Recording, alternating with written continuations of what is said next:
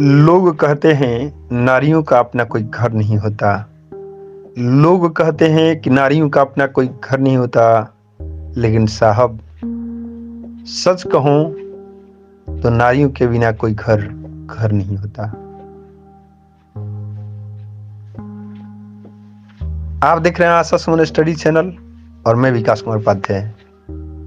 महिला दिवस के अवसर पर आप सभी दर्शकों का मेरी तरफ से हार्दिक अभिनंदन और वंदन। महिलाएं जो दो शब्द की भूखी तो नहीं है, लेकिन फिर भी उनके सम्मान में मेरे तरफ से समर्पित है दो शब्द जो शायद उन्हें अच्छा लगे। जहां तक मैं समझ पा रहा हूं, यह हमारी जो सनातन परंपरा है, उस सनातन परंपरा में हमने देखा है कि नारियों की देवी सदृश पूजा होती है।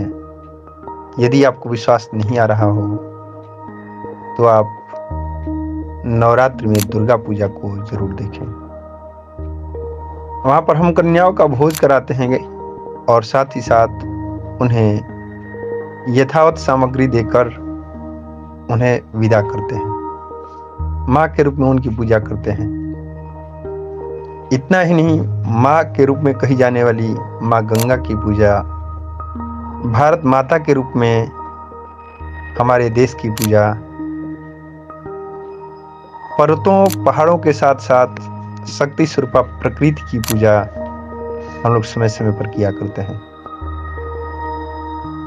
लेकिन यह सही बात है कि कभी कभी कुछ ऐसी भी परिस्थितियां बन जाती हैं जब कुछ इंसान के रूप में हमारे समाज में मौजूद हैवान अपनी हैवानियत का शिकार भी इन महिलाओं का करते हैं। तो आज इस विषय वस्तु पर ज्यादा कुछ न कहते हुए आज हमें यह संकल्प लेना होगा कि जब भी महिलाओं के सम्मान की बात आए, जब भी महिलाओं का अपमान किया जा रहा हो, तो हम या हमारे समाज के लोग एक सूत्र में बंधकर उन हैवानों के खिलाफ खड़े मिलें और समाज में तिरस्कृत होती महिलाओं का सम्मान करें और उन अपमान करने वालों का तिरस्कार करें, उन्हें समाज से बहिष्कार करें। केवल शब्द मात्र कहने से ही काम नहीं चलेगा। आज जरूरत है ऐसे मौकों पर हमें संकल्प लेने की।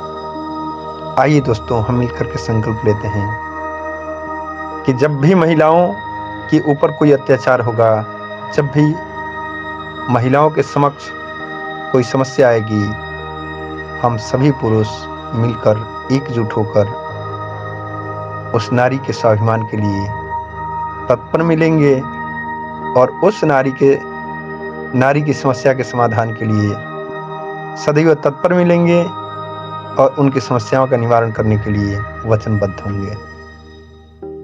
इस संकल्प के साथ हम यह आशा करते हैं कि जो भी हमारे स्टूडेंट्स इस चैनल के द्वारा मेरी इस प्रस्तुति को देख रहे हैं, आने वाले भविष्य में यह सोचते हुए, यह जानते हुए कि महिलाओं के बिना उनका जीवन भी अधूरा है। किसी माँ ने आपको जन्म दिया होगा,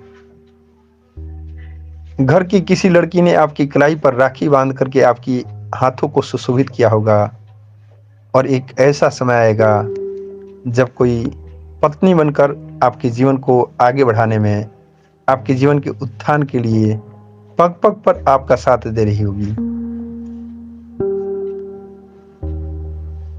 कहने का आशय यह है कि पग पग पर, हर कदम पर महिलाओं का जो सहयोग मिला, उस सहयोग के लिए आप भविष्य में उनका आभार प्रकट करेंगे और किसी भी महिला के ऊपर कोई भी संकट आए, उससे पहले आप उसके संकटों को दूर करने के लिए, हमें लग रहा है, आप जरूर खड़े रहेंगे।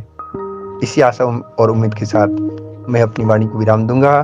एक बार पुनः महिला दिवस की आप सभी को ढेर सारी शुभकामनाएं। साधुवाद।